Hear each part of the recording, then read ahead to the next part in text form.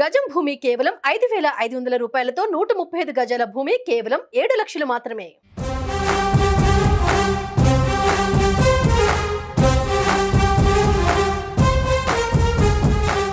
గుంటూరులో రాజకీయం రసవత్తరంగా మారింది. గుంటూరు లోక్సభపై అటు అధికార పక్షం ఇటు విపక్షం రచిస్తున్న వ్యూహాలు హాట్ టాపిక్ గా మారాయి.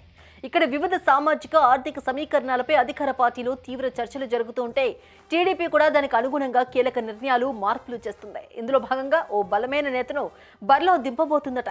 ఇప్పటి వరకు ఇక్కడ 2 సార్లు పోటీ చేసిన వైసీపీ 2 ఈక్వేషన్స్ ను ప్రయోగించగా ఈసారి 3వ ఈక్వేషన్ ను ప్రయోగించి విజయం సొంతం చేసుకోవాలని భావిస్తోంది.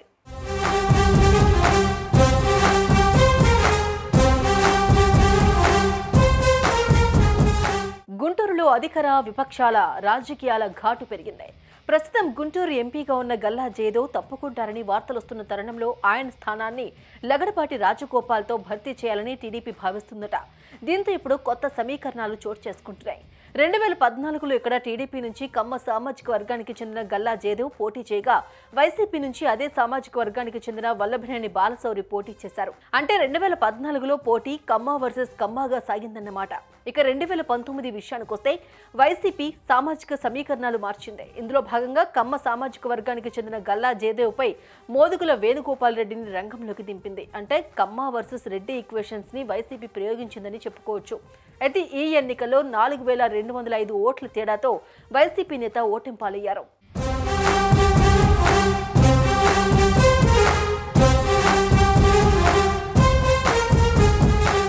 ఈ క్రమంలో ఈసారి మరో కొత్త ఈక్వేషన్ ని జగన్ ట్రై చేస్తున్నారని అంటున్నారు. అక్కడ వైసీపీ నుంచి టీమిండియా మాజీ క్రికెటర్ అంబటి రాయుడు పోటీ చేసే అవకాశం ఉందని తెలుస్తుండడమే. రాబోయే ఎన్నికల్లో గుంటూరు లోక్సభ స్థానానికి వైసీపీ నుంచి టీమిండియా మాజీ ఆటగాడు అంబటి రాయుడికి అవకాశం ఉండొచ్చని సమాచారం. దీంతో ఈ దఫా గుంటూరులో ఆసక్తికరమైన పోరు జరిగే అవకాశం ఉందనే కామెంట్లు వినిపిస్తున్నాయి. ఒక పక్క కాపు సామాజిక వర్గానికి చెందిన అంబటి రాయుడు, మరో పక్క కమ్మ సామాజిక వర్గానికి చెందిన లగడపాటి రాజగోపాల్ దిగుతూ ఉండడంతో పోరు రసవత్తరంగా ఉంటుందని అంటున్నారు.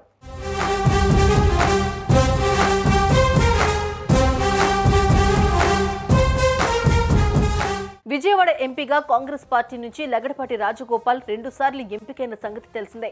ఇదే సమయంలో జగన్ వ్యాపార భాగస్వామి అయిన ఎన్ శ్రీనివాసన్ నేతృత్వంలోని ఇండియా సిమెంట్స్ గ్రూప్ నుండి బలమైన ఆర్థిక మద్దతును అంబటి రాయుడు కలిగి ఉన్నాడని తెలుస్తోంది. ఐపీఎల్లో చెన్నై సూపర్ కింగ్స్ జట్టులో రాయుడు కీలక ఆటగాడిగా ఉండటమే ఇందుకు కారణంగా కనిపిస్తోంది.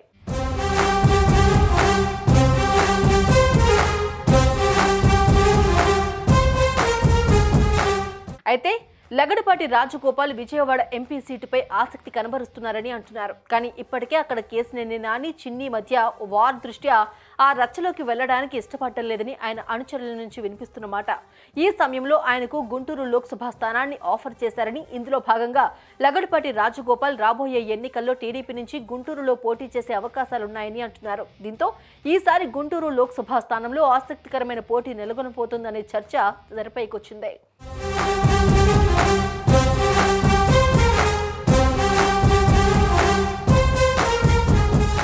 అంబటి రాయుడు కాపు సామాజిక వర్గానికి చెందిన వ్యక్తి అయినప్పటికీ అతనిని ఒక సామాజిక వర్గానికి చెందిన నాయకుడిగా చూసే అవకాశం ఆల్మోస్ట్ ఉండకపోవచ్చనే వాదన బలంగా వినిపిస్తోంది.